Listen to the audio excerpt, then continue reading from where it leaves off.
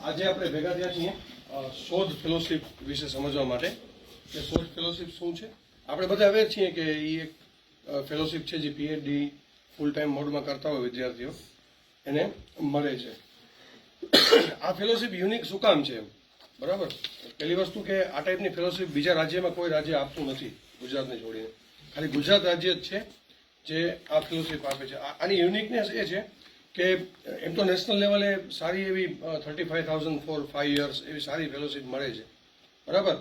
પણ એ fellowship avail કરવા માટે આઈધર તમારે નેટ કે ઇક્વિવેલન્ટ એક્ઝામ પાસ કરી લેવી જોઈએ JRF ગ્રેડની અંદર.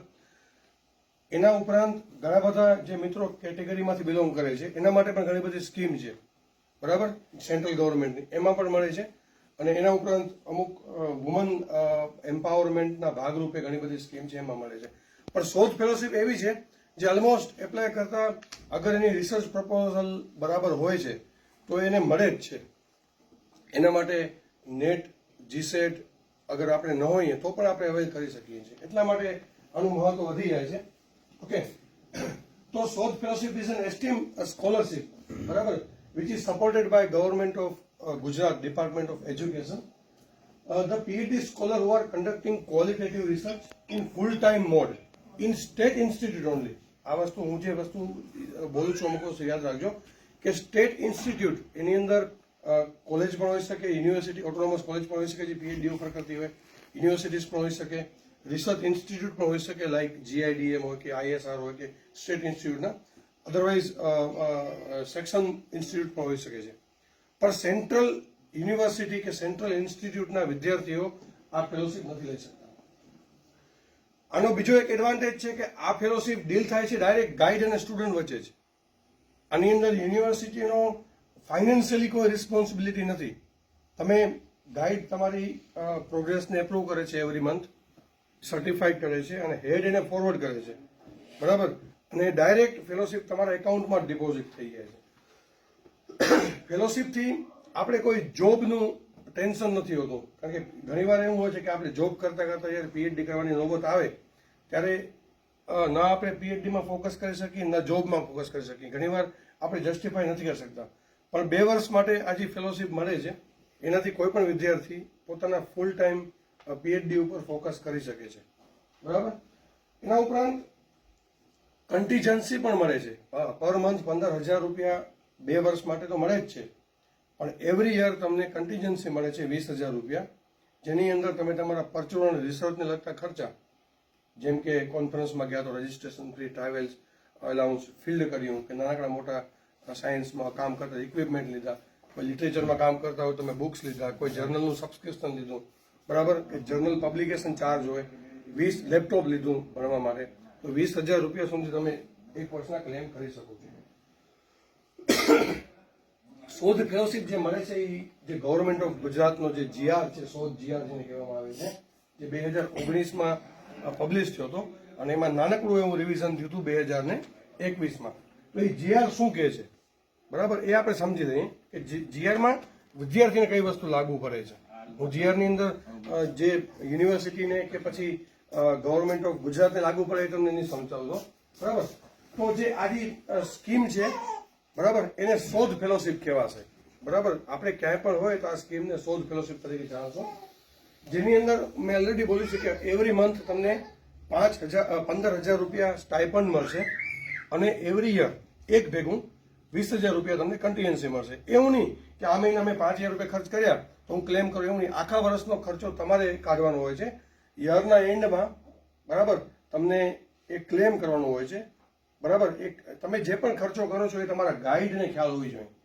હેડ અને પ્રિન્સિપલને બધી વસ્તુ ખ્યાલ ન હોઈ શકે, પણ તમારા ગાઈડ તો જાણવા જ જોઈએ કે મારો વિદ્યાર્થીએ શું ખર્ચો કર્યો. અને ફાઇનલી એ જે કન્ટીજન્સી ફોર્મ ઉપર ગાઈડની સિગ્નેચર હશે અને સ્ટુડન્ટની સિગ્નેચર હશે. એમાં હેડનો પણ હેડ ઉપર પણ કોઈ આ ટાઈપનો ભાર નથી આવ્યો. કન્ટીજન્સીમાંથી તમે શું લઈ શકો છો? બુક્સ લઈ શકો છો, ઇક્વિપમેન્ટ લઈ શકો છો ફોર એનાલિસિસ, ફિલ્ડ વર્ક કરી શકો છો, laptop, workshop, conference, registration fee, transportation cost કરી શકો છો. એના ઉપરાંત પણ ઘણી બધી વિષય એવા હોય છે જેમાં કોઈ વસ્તુ સ્પેસિફિક થતું નથી. પણ જ્યારે ગાઈડ એકવાર કહી દે છે કે ભાઈ વિદ્યાર્થીએ આ વસ્તુ રિસર્ચ માટે જ ઉપયોગ કરી છે, એ પછી મોબાઈલ પણ શું કામ ન હોય GPS લોકેશન કરવા માટે, તો એને પણ બિલ પાસ કરવું પડે. બરાબર. એલિજિબિલિટી ક્રાઇટેરિયા શું છે શોધમાં એપ્લાય કરવા માટે? બરાબર. જૂના જીઆરમાં એવું હતું કે તમારા બેચલર એટલે ગ્રેજ્યુએટ અને પોસ્ટ ગ્રેજ્યુએટમાં 55% ઉપર હોવા જોઈએ એવું હતું. પણ અમે લોકો જયારે 2020-21માં જયારે અમે રિક્વેસ્ટ કરી કે જયારે પીએચડીમાં જ આપણે બેચલરના ટકા નથી ગણતા, શોધમાં શું કામ ગણી? મારો જ વિદ્યાર્થી હતો કેતન ચાસ્કર, જેને બીએસસીમાં 45% હતા. બરાબર. અને એને માસ્ટર્સમાં 60% હતા. અને પહેલી વખત 19માં રિજેક્ટ થયો હતો. પછી અમે રજૂઆત કરી અને એ પછી જીઆર બદલ્યો ગવર્મેન્ટે. એટલે હવેથી પહેલો ક્રાઇટેરિયા છે કે student must have scored more than 55% at least in post graduate level. બરાબર. જેની અંદર કેટેગરીમાં બિલોંગિંગ કરતા મિત્રો એસટી એસસી, બરાબર, પછી ઓબીસી છે જેનું નોન ક્રિમિનલ હોવું જોઈએ, ઈડબ્લ્યુએસ અને ફિઝિકલી ચેલેન્જ હોય એને 5% રિલેક્સેશન છે. એટલે પેલી વસ્તુ આપણે એલિજિબલ ક્રાઇટેરિયા ત્યારે જ થાય છે કે આપણે 55 થી ઉપર અને કેટેગરી વાળા મિત્રો 50 થી ઉપર તો જ અમે એપ્લિકેશન કરી શકે, અધરવાઇઝ એપ્લિકેશન ટેકનિકલી જ રિજેક્ટ થઈ જશે. બીજું છે કે student enrol for the PhD after 1 જુલાઈ 2018. 1 જુલાઈ 2018 પછી તમારું રજીસ્ટ્રેશન હોવું જોઈએ. ઘણી વાર એવું બને કે કોઈ વિદ્યાર્થી 21માં રજીસ્ટર થયો છે, એને કોઈ નોકરી કરતો હતો ત્યારે, બરાબર, અને ત્યારે એને ફેલોશિપની જરૂર નથી, પણ હવે નોકરી મૂકી દીધી કોરોનામાં, બરાબર, અને હવે સ્ટ્રગલ કરે છે, તો એ પણ વિદ્યાર્થી એપ્લાય કરી શકશે. એવું નથી કે તમે લોકો જે હમણાં 2021માં પાસ કરીને આવ્યા છો એ લોકો જ એપ્લાય કરશો, એવું નથી. કોઈ પણ આ 5 વર્ષમાં કોઈ પણ પ્રોવાઇડેડ ડેટ, થર્ડ પોઈન્ટ, કે એ લોકો સેન્ટ્રલ ઇન્સ્ટિટ્યૂટમાં નહીં પણ સ્ટેટ ઇન્સ્ટિટ્યૂટમાં જ સ્ટડી કરતા હોવા જોઈએ. સેન્ટ્રલ ઇન્સ્ટિટ્યૂટ વાળા ન હોવા જોઈએ. સ્ટેટ યુનિવર્સિટી, કોલેજ, રિસર્ચ ઇન્સ્ટિટ્યૂટની અંદર સ્ટડી કરતા હોવા જોઈએ. બરાબર. એ બીજા કોઈ ઇન્સ્ટિટ્યૂટના એમ્પ્લોય ન હોવા જોઈએ. બરાબર. અમુક વસ્તુ હું આજે ક્લિયર કરીશ, કારણ કે પીએચડી કરતા કરતા તમે તમારી ઇન્કમ કોઈ રોલ કોલમાં ચડાયેલી ના હોવી જોઈએ. મને એક સજેશન આ બાબત કે આપણે યુજીસીમાંથી જ્યારે પીએચડી ફેલોશિપ અવોઇડ કરીએ છીએ ત્યારે એ લોકો એવું કહે છે કે if you are employed, if you can given sabbatical leave from your employer, તો તમે તમારી ઇન્કમ નથી થતી એ સમય દરમિયાન, you are availed sabbatical leave, અને એ સમયે તમે પીએચડી 2 વર્ષ તમે આવી રીતે કરી શકો. જો આ આપણે એ પોઈન્ટ ઉપર આવું છું હવે કે પેલા તમે કોઈ જગ્યાએ એમ્પ્લોય ન હોવો જોઈએ. જેમ કે હવે આજે જ આપણે બધે લોકો શોધ માટે એપ્લાય કરશો ને, હોઈ શકે છે ઘણા બધા મિત્રો ક્યાંક કામ કરે છે, પણ એને એપ્લિકેશન કરાવી દેવાની. જો એને શોધ ફેલોશિપ મળે છે તો એને જોબ મૂકી દેવી પડે, આ સબાર્ટિકલ લીવ લઈ લેવી પડે. બરાબર. ટૂંકમાં તમારે હજી તો ઘણી લાંબી પ્રોસેસ છે. તમે એપ્લિકેશન કરશો, પછી હું નોડલ ઓફિસર તરીકે વેરીફાઈ કરીશ, પછી સ્ક્રુટિનીમાં જશે, સ્ક્રુટિની એપ્રુવ કરશે, પછી ફાઇનાન્સમાં જશે અને ફાઇનાન્સ તમારું સિલેક્શન કરશે. આ બધી પ્રોસેસ કરતા કરતા જુલાઈ થઈ જશે. એનો મતલબ એ નહીં કે જુલાઈ સુધી આપણે બેરોજગાર રહેવાનું. જુલાઈ સુધી આપણે જે પણ કામ કરતા હોઈએ એ કામ કર્યા રાખવાનું. આ ફેલોશિપ લ્યો છો, ઇફેક્ટ તમને લાગુ પડે છે એ ડેટથી તમારી પાસે કોઈ જોબ ન હોવી જોઈએ. બરાબર. એટલે મેમ એવું છે કે જેને પણ જોબ હોય મૂકી દેવાની અથવા સબાર્ટિકલ લીવ લઈ લેવાની પોતાની ઓર્ગેનાઇઝેશન. જુલાઈમાં ડિસિઝન આવે કે XYZ ને સ્કોલરશિપ મળે છે, it will be with effect from July or from the date of registration. July. બરાબર. એક એનું મોટું કોન્વોકેશન ટાઈપ સેરેમની થશે, એમાં લિસ્ટ બનશે કે 5 મહિના આ લોકોએ સેલરી લીધી હોય. ના ના એવું નહીં થાય. એ જે તારીખે એનાઉન્સ થશે ને એ મહિનાથી જ એ લોકોને ફેલોશિપ મળશે. બરાબર. આ વસ્તુ ક્લિયર કરી. પીએચડી કરતા કરતા અગર તમે કોઈ રેમ્યુનરેટિવ જોબ કરો છો, એક્ઝામ ડ્યુટી, એસેસમેન્ટ, તો એમાં કાંઈ વાંધો નથી. બરાબર. કારણ કે એ તમારી સેલેરી નથી, એ તમારું મહેનતાણું છે. ઓકે. તો એ વસ્તુ પણ ક્લિયર કરું છું. PhD registration of the candidate must have to B done as per the current regulation. Of course આપણી યુનિવર્સિટીની અંદર જે પણ રજિસ્ટ્રેશન થયા છે એ યુજીસીના 2022ના નોર્મ પ્રમાણે થયા છે. બરાબર. અગર આપણે 22 પેલા કરો તો આપણે 18નો નિયમ લાગુ કરો. ઓકે. આપણી જયારે એપ્લિકેશન થશે ત્યારે સ્ક્રુટિની થશે. એ સ્ક્રુટિનીના મેમ્બર હશે, એક આઈઆઈએમ માંથી હશે, એક આઈઆઈટી ગાંધીનગરમાંથી હશે, એક પીઆરએલ ઇસરોમાંથી હશે. બરાબર. 2 એમિનન્ટ એકેડેમિશિયન હશે જે સબ્જેક્ટ સ્પેસિફિક હશે. અને ફોર્ચ્યુનેટલી તમને એ પણ જણાવી દઉં કે આપણી યુનિવર્સિટીને આપણી એફિલિએટેડ કોલેજ નથી, પણ ઘણા તજજ્ઞો જાય છે. બરાબર. તો એ ટાઈપનો લાભ મળે છે. પ્લીઝ. બરાબર. Entire process will be govern by KCG, knowledge consortium of Gujarat. બરાબર ને approved candidate from the above committee will be awarded જે કમિટી એપ્રુવ કરશે. જો તમે એપ્લિકેશન કરશો, આખી પ્રોસેસ તમને સમજાવું છું કે તમે જ્યારે એપ્લિકેશન કરશો, તમે રિલેવન્ટ ડોક્યુમેન્ટ આપશો, ઓરિજિનલ લઈને મારી પાસે આવશો, એટલે હું વેરીફાઈ કરીશ તમારી ટેકનિકલ બાબતો.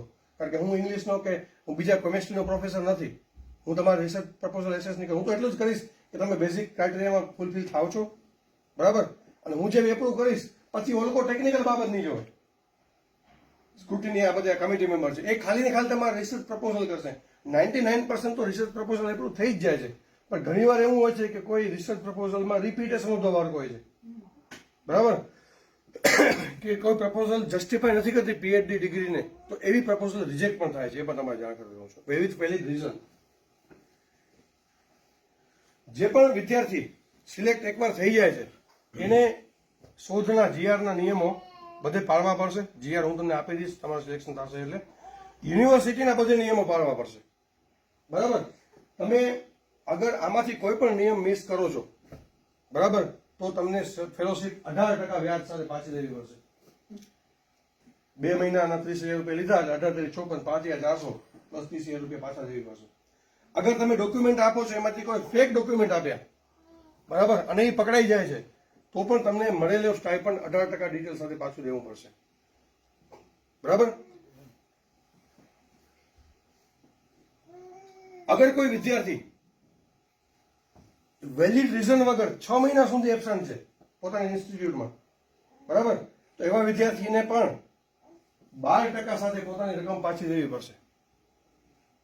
અગર કોઈ વિદ્યાર્થી પીએચડી ડિસકન્ટિન્યુ કરે છે, બરાબર, કે હવે હું પીએચડી કરીશ તો ફેલોશિપ લઈ લીધી ને હું પીએચડી ડિસકન્ટિન્યુ કરું છું, તો એવા સંજોગોમાં પણ 12% સાથે ફેલોશિપ પાછી દેવી પડશે. પણ માની લો કે તમે શોધમાં એપ્લાય કર્યું, 4 મહિના 5 મહિના તમે ફેલોશિપ અવેલ કરીને તમે પ્રોફેસર બની ગયા, તો તમારે પાછી નહીં દેવી પડે. કારણ કે તમે પીએચડી નથી છોડતા, તમે તો સારી જગ્યાએ જાઓ છો. તો એના માટે આપણે ફેલોશિપ ડિસકન્ટિન્યુ કરવી પડશે, જે હેડ ગાઈડ અને નોડલ ઓફિસર દ્વારા થશે. અગર તમે ફેલોશિપ શોધની મળી ગઈ 15,000 રૂપિયા, અગર તમને કોઈ સેન્ટ્રલની કે ઇન્ટરનેશનલ લેવલની ફેલોશિપ મળે, તમે એને ડિસકન્ટિન્યુ કરવા માંગતા હો, તો પણ તમે કરી શકો છો. એવા કેસમાં કોઈ પૈસા પાછા દેવાની જરૂર નથી, કારણ કે તમે પીએચડી નથી બંધ કરતા, તમે તો સામેથી પ્રોગ્રેસ કરો છો. તો એવા કેસમાં શોધ એપ્રિશિએટ કરશે, બરાબર. એવરી મંથ 75% એટેન્ડન્સ જરૂરી છે. હવે જો આપણે હાઈ ટેક્ટફુલ હોઈએ અને આપણા ગાઈડ પણ હાઈ ટેક્ટફુલ હોય, તો આપણે મોબાઈલ એટેન્ડન્સ સિસ્ટમ પણ કરી શકીએ છીએ ડિપાર્ટમેન્ટ લેવલથી, કે ભાઈ 2 જણા એક એપ્લિકેશન કરી નાખી, મેં એટેન્ડન્સ પૂરી, ગાડી જોઈ લીધું કે મારા વિદ્યાર્થી આવ્યા છે, આજ નથી આવ્યા તો મેલ કરી નાખ્યો કે એવું નથી. એ પણ થઈ શકે છે. અગર આપણે એવું ટેકનોલોજીમાંથી ફેમિલિયર નથી, તો આપણે ડિપાર્ટમેન્ટમાં રજીસ્ટર રાખી દેવું, બરાબર. મહિનાના 30 દિવસ હોય છે, એમાંથી 4 રવિવાર અને અમુક રજા હોય છે, એ આપણે ગુજરાતના કેલેન્ડરમાંથી જોઈ લેવાની. તો મહિનાના જો 24 દિવસ વર્કિંગ હોય, એ 24 દિવસના 75% આવવું જરૂરી છે. રજાઓને કાઉન્ટ નહીં કરવાની, બરાબર. અને જે પણ તમે નથી આવતા એનો મેલ ખાલી તમે તમારા ગાઈડને ડ્રોપ કરી દીધો, બરાબર. તમારા ગાઈડ છે ને તમારી પહેલી એટેન્ડન્સ એપ્રુવ કરશે, એના માટે તમારે હર મહિને એટેન્ડન્સ સર્ટિફિકેટ દેવું પડશે. એમાં લખેલું જ છે કે ભાઈ મારા વિદ્યાર્થીએ આ મહિને આટલા ટકા એટેન્ડન્સ કરી, તમારી સહી, તમારા ગાઈડની સહી, એને ફોરવર્ડ કરશે હેડ, બરાબર. એવરી મંથ તમારે કન્ટિન્યુઅસ ઇવેલ્યુએશન સર્ટિફિકેટ પણ દેવું પડશે.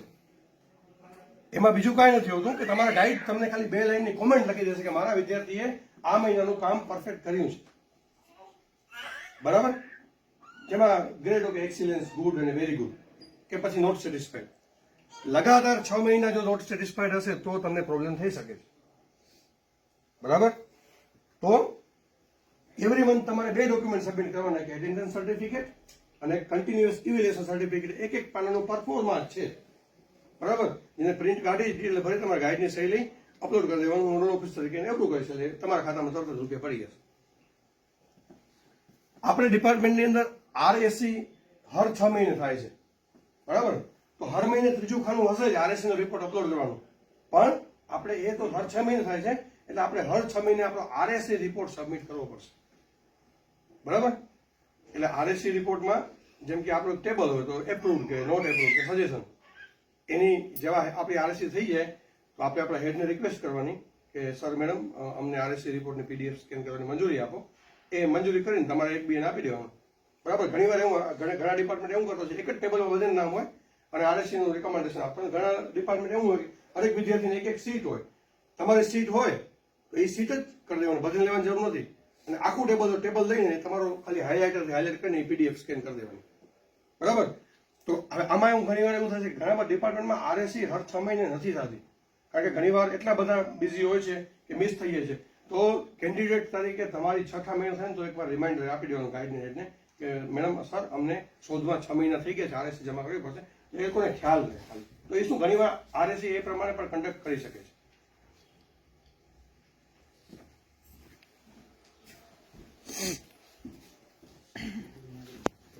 Report, attendance certificate. વિદ્યાર્થી અનઅવોઇડેબલ સંજોગોમાં મેડિકલ લીવ અવેલ કરી શકે છે. તો ઘણીવાર એવું થાય કે તમને પ્રોબ્લેમ હોય, બરાબર, કે ભાઈ લેડીઝને મેટર્નિટીનો ઇસ્યુ હોય, તો એના માટે સરકારશ્રીના નિયમ પ્રમાણે ચાલુ ફેલોશીપે તમે લોકો મેડિકલ લીવ અવેલ કરી શકો છો. જોન્ડિસ થઈ ગયો, નિમોનિયા થઈ ગયો, ગમે એ થઈ ગયું, બરાબર.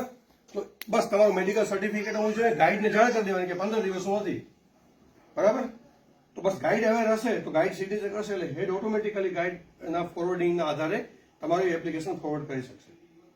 હવે આપણી યુનિવર્સિટીમાં એવું છે કે અહીંયા ઘણા વિદ્યાર્થીઓ આ ડિપાર્ટમેન્ટમાં ગાઈડ છે, બરાબર, અને ડિપાર્ટમેન્ટમાં રિપોર્ટ કરશે ઘણા વિદ્યાર્થીઓ. તો એવા કેસમાં ગાઈડ અને હેડ સાઇન કરી શકે છે. ઘણા કેસમાં એવું છે કે ગાઈડ કોલેજમાં કામ કરે છે, એફિલિએટેડ કોલેજમાં કામ કરે છે, અને વિદ્યાર્થી જો એફિલિએટેડ કોલેજમાં રિપોર્ટ કરતો હોય 75% અટેન્ડન્સ વિદ્યાર્થી, તો એવા કેસમાં ગાઈડ અને કોલેજના પ્રિન્સિપલ પણ સિગ્નેચર કરી શકશે. જો ગાઈડ, કારણ કે ઘણીવાર એવું આવ્યું હતું કે ગાઈડે એવું કીધું હતું કે ભાઈ મને ખ્યાલ નથી, કારણ કે મારા ઇન્સ્ટિટ્યૂટમાં છોકરો આવતો નથી, બરાબર, તો એવા કેસમાં કરી શકે છે. ઘણા કેસમાં એવું હતું કે ભાઈ ગાઈડ હેડ એમ કહી દે કે ભાઈ ગાઈડે સિગ્નેચર કરી દીધી છે ને, ચલો અમે ફોરવર્ડ કરી દઈએ છીએ, બરાબર. તો એવા કેસની અંદર it's totally depend on head of the department. જો એવો સિગ્નેચર કરે તો વેલ એન્ડ ગુડ, અને એવો સિગ્નેચર ન કરે તો પ્રિન્સિપાલ શ્રી જે પણ કોલેજ છે એની હેડની જગ્યાએ સિગ્નેચર લેવાની રહેશે, બરાબર. એ વસ્તુ યાદ રહે. ઘણીવાર એવું પણ છે કે કોઈ પણ વિદ્યાર્થી રિસર્ચ ઇન્સ્ટિટ્યૂટમાં કામ કરે છે, બરાબર. 2020 થી 22માં મારા ડિપાર્ટમેન્ટમાં એવું થયું કે વિદ્યાર્થી 2 વર્ષ નતો કોલેજમાં, નતો અહીંયા જેમ પટેલ સાહેબના સ્ટુડન્ટ, એ કામ કરતા હતા ઓએનજીસીમાં. તો એવા કેસમાં અમે ઓએનજીસીમાં એનું માસ્ટર કરી દીધું, બરાબર. ઓએનજીસીમાં જે કોગાઈડ કે જે સાયન્ટિસ્ટ કને કામ કરતો એ ત્રીજી સાઈડ થતી ગાઈડની, ઓએનજીસી વાળા જે એક્સપર્ટ હતા એની, અને એને ફોરવર્ડ કરતા હેડ. તો એવું જરૂરી નથી કે તમે ગાઈડ પાસે જ બેસવાનું કોલેજમાં. તમારું કામ એવું હોઈ શકે તમે જવું પડે. ઘણીવાર એવું હશે કે ફિલ્ડ હશે તો તમે એટેન્ડન્સ નહીં કરો, તો ઓન ફિલ્ડ કરીને સિગ્નેચર કરવાની. પણ અલ્ટિમેટલી બધી વસ્તુ તમારા ગાઈડને ખબર હોવી જોઈએ. Process of application. Eligible candidate જે હશે એને ઓનલાઈન મોડથી પ્રોસેસ કરવાની હશે. આના પછીના આગળના સ્લાઇડ્સમાં મેં ડિટેલમાં બતાવ્યું છે કે એપ્લિકેશન કેમ થશે, બરાબર. અને વિદ્યાર્થીઓને એપ્લિકેશનમાં પ્રોબ્લેમ ના આવે એના માટે આપણે એ બ્લોકની અંદર વ્યવસ્થા કરી છે. ડોક્ટર ધ્રુમા વૈદ્યા રિસર્ચ ફેસિલિટેટર છે, બરાબર. એવો પણ મેઇન બિલ્ડિંગમાં જ બીએસસી પીએચડી સેક્શનમાં અમે 1-2 એપ્લિકેશન સાથે મળીને કરશું, એટલે ઘણા વિદ્યાર્થીઓ કમ્ફર્ટેબલ હોય અહીંયા આવી જાય, મારા ડિપાર્ટમેન્ટમાં આવી જાય, ત્યાં કને હું કહું એટલે ડોક્યુમેન્ટ સોફ્ટ કોપીમાં લઈ આવવાના, અને અમારી સામે તમને એપ્લિકેશન કરાવશો, જેથી ટેકનિકલ ભૂલના કારણે એપ્લિકેશન રિજેક્ટ ન થવી જોઈએ, બરાબર. બીજું, student has to get the authorize certificate from the head of the department. એક કેસીજી એ ફોર્મેટ આપ્યું છે, ગાઈડ અને હેડ ઓફ ધ ડિપાર્ટમેન્ટ પાસેથી એક સર્ટિફિકેટ લેવાનું. ઇટ્સ લાઈક બોનાફાઇડ સર્ટિફિકેટ કે આ વિદ્યાર્થી મારા ડિપાર્ટમેન્ટમાં આ ગાઈડની અંદર પીએચડી કરે છે. એનું ફોર્મેટ હું તમને બતાવીશ, બરાબર. એ હોવું જોઈએ ખાસ. Once the nodal officer will qualify the application by online mode, the application will be forwarded to KCG and KCG will forward to scrutiny committee. પછી સ્ક્રુટિની કમિટી જે આખી પેનલ છે સ્ક્રુટિની કરશે, એ પાછો કેસીજી રિપોર્ટ સબમિટ કરશે, બરાબર. અને એના આધારે તમને ફેલોશિપ અવેલ થશે. તો હવે એપ્લિકેશન પ્રોસેસ કરવા માટે આ વેબસાઇટ છે, બરાબર. ગૂગલમાં ખાલી શોધ કેસીજી લખશો એટલે આ વેબસાઇટ સજેશનમાં પહેલામાં આવી જશે, પહેલો નંબર આવશે. આ વેબસાઇટ ઉપર તમે જેવું ક્લિક કરશો એટલે આ ટાઈપનું પેજ ખુલશે, બરાબર. હવે રાઈટ સાઈડમાં ઘણા બધા ઓપ્શન છે. શોધની ગાઈડલાઈન સૌથી પહેલા ઉપર, બરાબર. પછી જીઆર, પછી હાઉ ટુ એપ્લાય ની પ્રોસેસ છે જ, એપ્લિકેશન કેમ કરવી એની પ્રોસેસ છે. પછી how to check the Aadhaar status, તમારું આધાર કાર્ડ બેંક સાથે લિંક છે કે નહીં એની પણ ગાઈડલાઈન છે. Login, format certificate. મેં તમને કીધું ગાઈડ પાસે આપણે સર્ટિફિકેટ લેવું પડશે બોનાફાઇડ, જેનું ફોર્મેટ બ્લેન્ક પડ્યું છે. પછી એડમિન મોડ્યુલ એ અમારા માટે છે, નોડલ ઓફિસર માટે. લિસ્ટ ઓફ બેનિફિશિયરી, છેલ્લા કેટલા વર્ષમાં કેટલા લોકોને શોધ મળી, બરાબર. List of university nodal officer. તમે અહીંયા કને બેઠા છો, કદાચ તમને કોઈ ટેકનિક પ્રોબ્લેમ આવે ને મારો ફોન નથી લાગતો, તમે રાજકોટમાં જઈને પૂછો તમને જવાબ મળશે સંતોષકારક, બરાબર. પછી સ્ટુડન્ટ સ્ટેટસ, આર્કાઇવ, આ બધે ફોર્મેટ તમારે જોવાનું. સૌથી પહેલા આપણે એપ્લિકેશન માટે લોગિન ઉપર ક્લિક કરવાનું, લોગિન, બરાબર. કારણ કે આપણે પહેલી વાર જઈએ છીએ એટલે આપણી પાસે હવે નવું એકાઉન્ટ બનાવવાનું છે ને, એટલે direct if you are not register click for the registration, એમાં ક્લિક કરી દેવાનું, બરાબર. એટલે કંઈક આ ટાઈપનું પેજ ખુલશે જેમાં 4 વિગત નાખવાની. એપ્લિકેશન યર આપણે 2023 લખશું, કારણ કે શોધની એડવર્ટાઇઝમેન્ટ 2023માં આવી હતી, લાસ્ટ ડેટ ફેબ્રુઆરી છે, બરાબર. એટલે એપ્લિકેશન યર આપણે સિલેક્ટ કરશું 2023. તમે તમારો મોબાઈલ નંબર નાખજો, ડેટ ઓફ બર્થ અને ઈમેલ આઈડી નાખશો. જેવું આ વસ્તુ એન્ટર કરીને જેવું તમે રજીસ્ટર કરશો એટલે ડાયરેક્ટ તમારા મોબાઈલની અંદર ઓટીપી આવશે, બરાબર. મોબાઈલમાં એ જ ઓટીપી આવશે, એ જ મેલમાં આવશે, બરાબર. જેવો ઓટીપી આવે એટલે તમે અહીંયા કને ઓટીપી લખી નાખજો, નીચેનું ખાનું ખાલી છે ને એમાં, એ તમે જેવું લખશો એટલે કાંઈક તમારું આ ટાઈપનું પેજ ખુલી જશે. તમારું પેજ ખુલી ગયું. હવે તમારે બે વસ્તુ યાદ રાખવાની, તમારી ઈમેલ આઈડી અને બોલો ઓટીપી આવે તો તમારો પાસવર્ડ. ઇન કેસ થોડાક મત છો તો પાસવર્ડ તમે ચેન્જ કરશો તમારી ચોઈસ પ્રમાણે, બરાબર.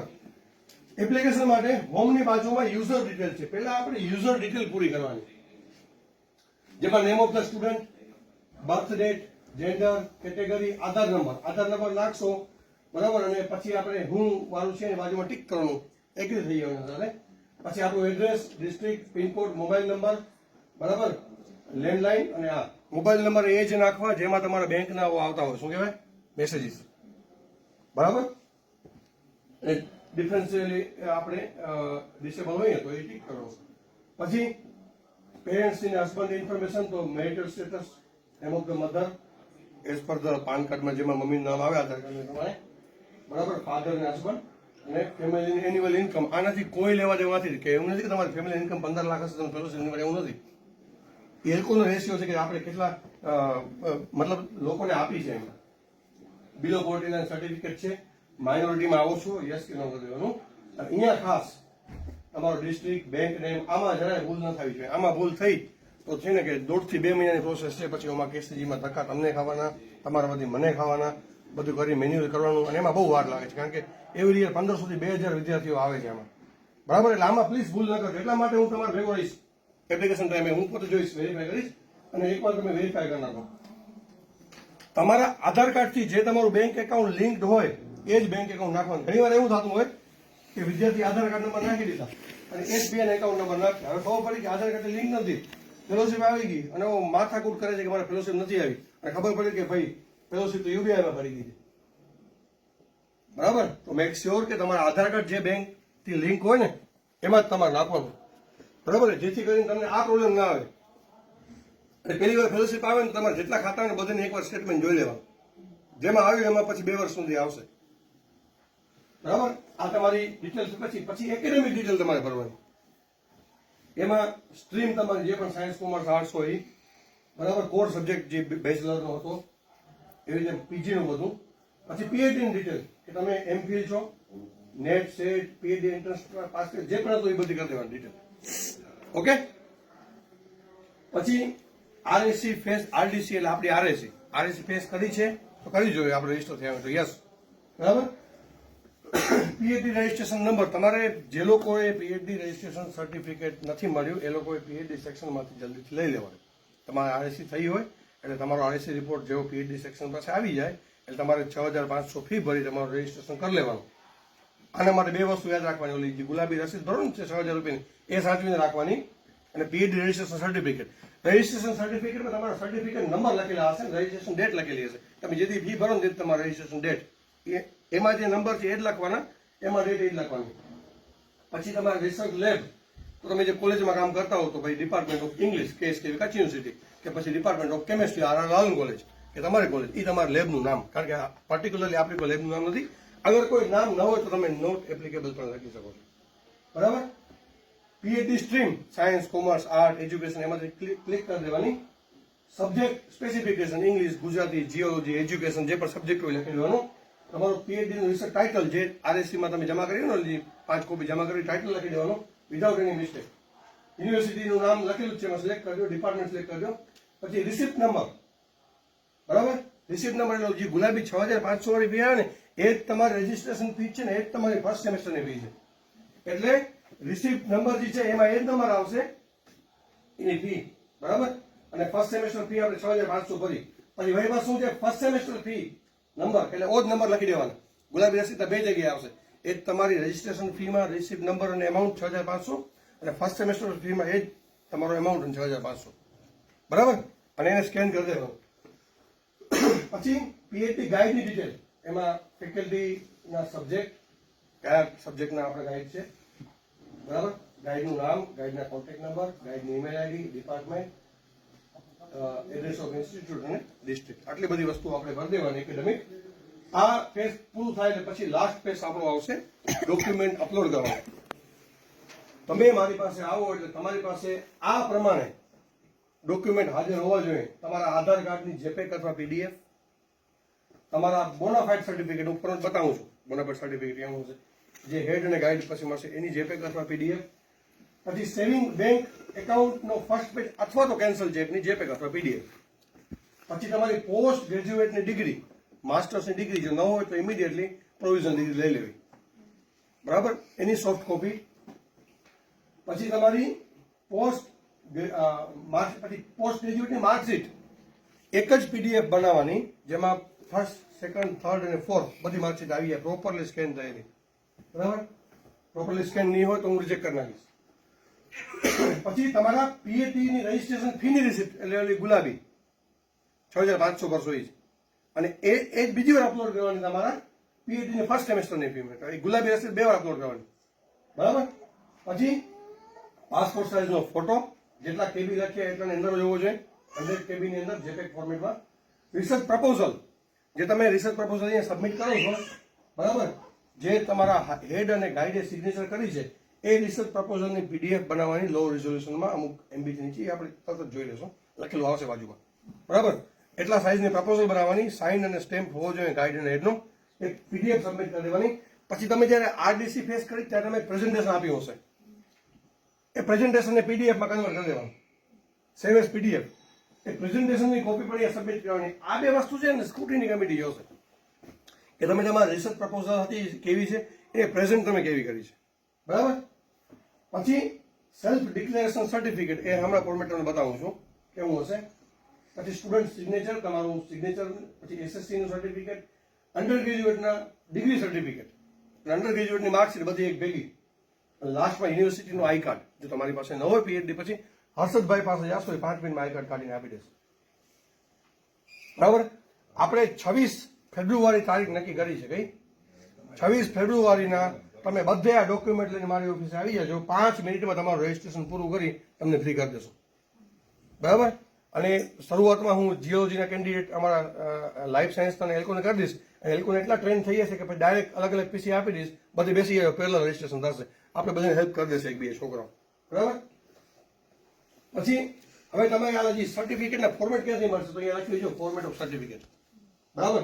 એમાં તમે ક્લિક કરશો એટલે પેલું સર્ટિફિકેટ સેલ્ફ ડિક્લેરેશન છે, આમાં ગુજરાતીમાં લખેલું છે, બરાબર. તમે જોઈ લેજો, જેને ગુજરાતી સમજમાં ના આવે એ જ્યારે તમે આવશો ત્યારે આપણે જોઈ લઈશું. એમાં વિદ્યાર્થીનું નામ ને વિદ્યાર્થીનું સહી, આ સર્ટિફિકેટનું પહેલું, બીજું, ત્રીજું પેજ છે, બરાબર.